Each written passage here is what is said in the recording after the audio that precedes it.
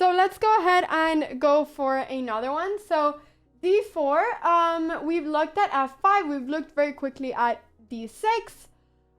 They could go right now for instance, e5. This is the England Gambit, everybody. And the England Gambit, I would say it's a very common opening, especially online. Like, this is like one of the things that I play against the most. This is the England, everybody. And you might wonder, you know, what is the idea of the England for black? Why is black giving away the pawn? Well, black is giving away the pawn because they are arguing that they're going to be able to get a lot of development very quickly, and there's lots of tricks here. I mean, this is the opening that I recommended to 5-up, simply because if you don't know what you're doing with white, it can be very tricky to play against. But I'm just going to show you how to, like, not to get into any trouble with this opening. It's really not, like, objectively, I would say that England is not a good opening, because it's actually, like, you're giving away a little bit too much for your own good, I think. But it practically can be a good choice in, like, you know, in blitz or whatever, especially lower ratings. I'm not going to say it's a bad opening, but if you're going to play this with white, what I basically want to say is that you need to know how to play against it, because it can be tricky. So yeah, so e5, and now in this position, you take this. I mean, if you don't take this pawn, then you're basically giving black the rights to go e5, and it's like, no, I mean, you shouldn't be able to just give a pawn like that, putting a pawn in the center. No, you gotta grab it, you gotta take it. In this position, the main move in the England, I would say, is to go knight c6 and just start attacking this pawn. They could go for d6 and just give away another pawn. What I always do here is that I always just take this pawn, you know, and I mean, you're gonna be two pawns up as white. I mean, I think that this is pretty nice, to be honest. Knight f6. I've never truly understood, like, the play that, you know, black has here. Like, obviously you gotta be a little bit careful, but I would say that if you just go like e3, bishop d3, castles, there's not really going to be, or even bishop e2, there's not really going to be any way to, like, yeah, I don't know. I just don't think that there's enough compensation for black to be two pawns down in this position. Or is this just one pawn down? Wait, what happened? Oh, wait, this is just one pawn down. Okay, I'm kidding. I'm kidding. I was saying two pawns. Remove that from what I've said. It's just one pawn. But the reason why it almost feels like two pawns is simply because, like, you've exchanged the pawn that you have in this center, the pawn that typically, you know, black gets back. You've just exchanged it for, you know, like a perfectly good central pawn for black. So this just feels really nice. I just think that as long as you're not, like, traveling around with your pieces to crazy squares and not developing, that black has that much more development than what you have, you know? And it's one central pawn. Central pawns are the most important pawns. It's not like you're giving away your A pawn, which nobody cares about. No, you're giving away one of your most important pawns. So I would say that this is just nothing to be too scared about. I would just recommend to just go e3, get your bishop to d3, castle, and just keep on playing over here. You usually overextend your bishops in these type of positions. Exactly, Mr. Pooptal. And I would say that it's important to not overextend in these kind of positions, because black still does have, like, development and, you know, has tricky pieces. But you just gotta play safely, and it's gonna be all good. It's gonna be all fine. Yeah, exactly. So this is one idea. But what I basically want to show you is the very tricky line, or the line that I think is trickier, which is when they go for knight c6. And let's see, the d takes e5, knight c6. Oh, I'm going to show you that, Antonia. That's the next one. This was just the first, you know, d6 one. So that is if they go d6. Now this is if they go knight c6, right? And knight c6 is another move. I think that this is what I've played against the most. I think that this is more common to play against, because this is when the England Gambit gets messy, and, like, super tricky. And you got to know what you're doing. So you have to defend this pawn. And I would say that, you know, you should defend it with the knight, because this knight is always going to go to f3 nonetheless. So here we have knight f3. We're defending this pawn. And here, like, a lot of people play queen e7. This is one of the most common lines in the England. And in this position, I mean, this is what I taught 5-up as well, because I think it's kind of tricky, but you just got to know what you're doing. This line is so much fun to play as white once you know what to do. This line definitely is a lot of fun to play as white. Yeah. So here you have, like, lots of different options. you can go bishop f4, you can go knight c3, you can go for many different things. To be honest, I would say that you can just go for bishop f4. Bishop f4 is like perfectly fine in this position. And if, you know, the opponent goes for queen b4, the only thing that you need to be very, very, very, very, very aware of is that in a moment, well, one, you can't go c3 because then you're blundering this pawn, but in a moment you're gonna have to be careful. So after queen b4 check, bishop d2 is just a very, you know, natural move. You just get your bishop down. And what's important in this position is that after queen takes b2, it's very important to not go bishop c3. Like, you know, this is how you lose in 5 moves, okay? You do not go bishop c3. This is a disaster. Can you guys see why this is a disaster? Can you guys see why this is a disaster? Oh yeah, c3 actually, then bishop is just hanging. Sorry, bishop is just hanging. That's what, yeah. Yeah, exactly, because you have bishop b4. And this is just a complete, like, disaster, because what's going to happen is that if you go for the move that I thought was natural, which was queen d2, then, you know, this checkmate is very unpleasant for white. So you need to be careful about that. Bishop b4, if you take here, I mean, like, the main issue here is just simply that, you know, your pawn structure is kind of destroyed. Black has a lot of play. Like, this is really not something that, you know, you want to go for. Sorry, you take with the knight here. You don't take with the queen, of course. But even if you took a queen, it would be bad. But you take with the knight just to go ahead and go for knight takes c2. So you just take with the knight. And now there's, like, no way of really stopping this. Yeah. So the checkmate is unpleasant. It is unpleasant, but no. I just forgot it for a second. But you take it with the knight here, of course. And now, like, you know, there's not really anything you can do to stop this. Like, you know, if you would go for something like knight here to stop this, and the rook is hanging. If you go for knight a3, this is just hanging. This is a disaster. So it's important to remember, no bishop c3. No. The important thing, and the only thing to remember, is that after queen takes b2 in this position, you go for knight c3. That is everything. You get your knight out, and now you're just better, okay? And why are you better? You're better in this position because this queen is actually, like, not really, like this queen is actually, like, very strange there. And you're going to be able to get your pieces out so quickly. It's going to be really nice. So it's important to remember, if bishop b4, for instance, to just attack this knight, you just go rook b1, and it's all okay. If queen a3, well, now you can start getting, like, now stuff can start getting very messy. You can go with your knight up to d5, and you can see that this, like, the whole of black's position is just, like, very difficult to defend because black's pieces are too involved in, like, the queen side that they're forgetting to defend the rest of the board. You know what I mean? So e5. All right, that is that. Let's go ahead and go back now. So I feel like I've showed you, like, a lot of the, like, kind of non-d4 knight f6 lines that are still, like, very common. Yes, your opponent can go c5. I would typically just go, you know, d5.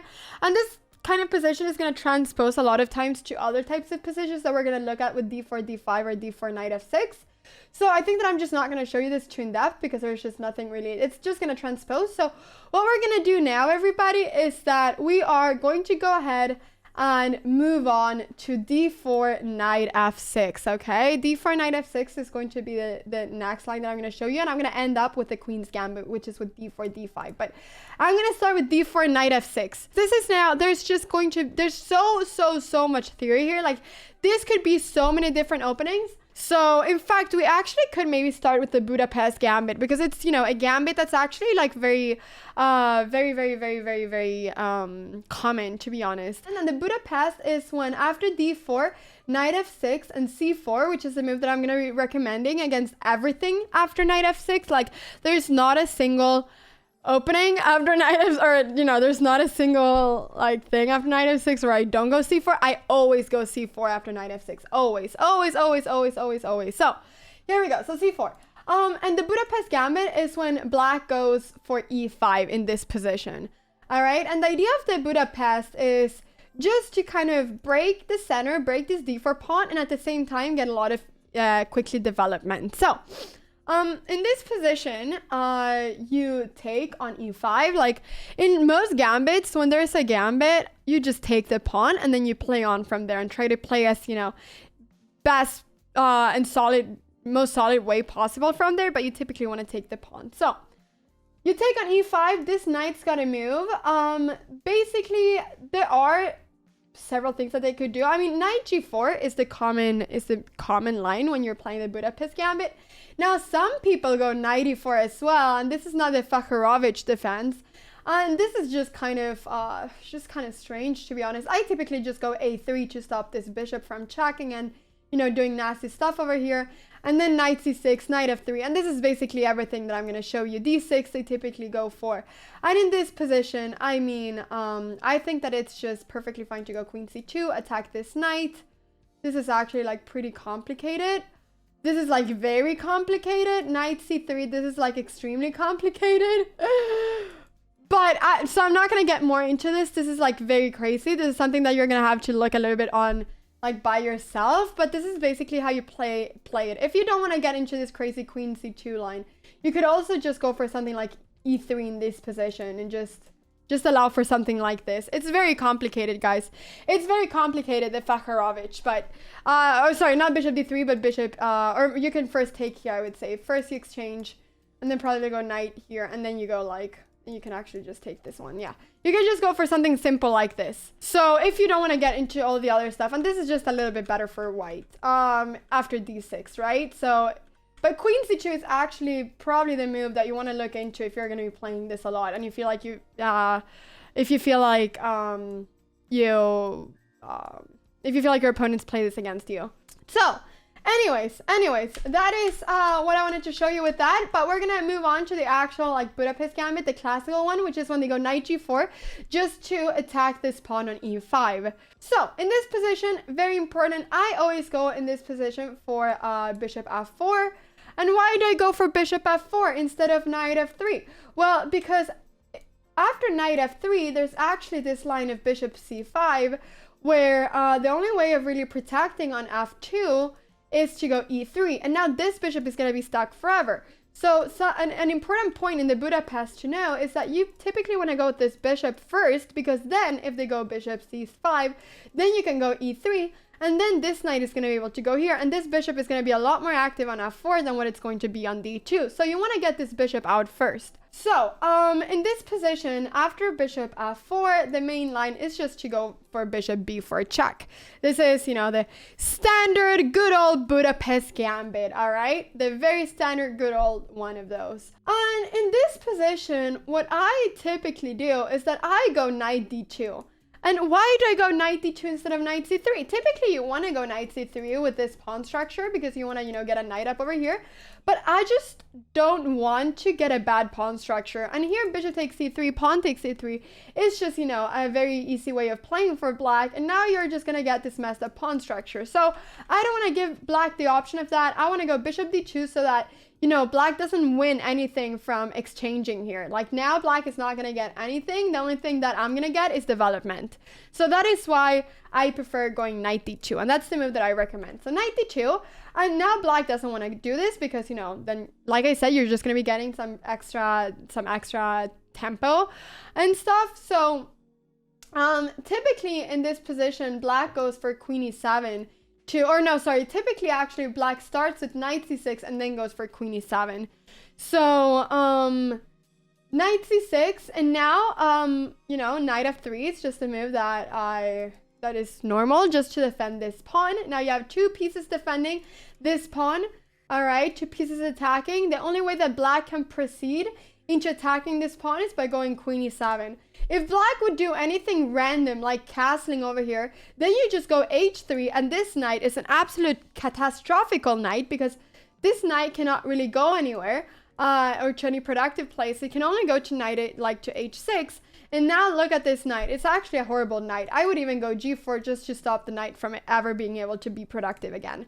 So yeah, so if they do something random, you can just go ahead and kick it away. But queen e7 is like the most common move just to really like immediately attack the e5 pawn. So basically in this position, you just got to accept that you're going to be losing this pawn again. So you're not going to end up with the pawn up in the Budapest. No, you're not going to end up with that. But the thing that you got to do is just be like, okay, I'll give you back the pawn, But what I'll do is that I will get my pieces as developed as I possibly can while you're just messing around trying to get back your pawn. So a lot of times, actually, the idea of being a pawn up is not just like the ultimate goal of like being a pawn up throughout the whole game and then, you know, promoting that pawn or whatever. But the goal is just to have your opponent having to spend time on getting that pawn back. And while they're doing all that, and, you know, they will get the pawn back, you have the time to improve your position. So that is typically the goal in chess when you are a pawn up. So queen e7, in this position, e3 is the move that I think is the best. And e3, the idea of going e3 is just that you're developing your bishop. And after you go e3, they basically got to take this pawn because, you know, what's the point otherwise? You want to take this pawn with the knight on the g file because this knight is just so much better than the knight on the g file. So you want to exchange, you know, you want to go for the exchange with the knight that's a little bit more misplaced. And in this position, I would just say that bishop e2 is just, you know, it's just a great idea. Actually, I like taking here first. So I'm actually going to recommend taking here first. And the simple idea of that is just that after bishop e2, typically they're going to go for, you know, d6, castles, and castles. You can actually, in this position, you know, there's not like, they can never like exchange here or whatever. You can actually go for knight b3 in this position. And this is the line that I like. And why do I like this? Because I think that this is actually very tricky. The idea of going knight b3 is that you're not allowing this bishop to exchange itself anymore over here. And what you're doing is that you're just kind of making this bishop very awkward. So you're taking away like some squares for it. So for instance, let's say that they would do something random in this position like h6. Then you could actually go for a3, and if they go for, if they go for something like bishop c5, you are perhaps going to, at some point, have some ideas of like being able to go b4 or whatever. Like, for instance, you could go knight d2 here. You could also exchange, but I don't know. I kind of like going for these kind of ideas. I think that this bishop becomes very misplaced in these openings. So this is basically just what I play. I mean, once again, you can also just go for knight takes c5. This is actually just a very simple way of playing. And then just going for instance, b4, because you get a lot of space here. Like, look at this position. White has so much more space. And then if rook d8 or whatever, you can just go for something like queen c2, getting the queen up, and then just getting the pieces up. The idea of going queen c2 is just to stop the bishop from going to f5. And this is actually now just like very pleasant, I would say. I mean, the idea is that you cannot take because the knight is hanging here. So that is basically what I wanted to show you. So this is just very simple way of playing this line.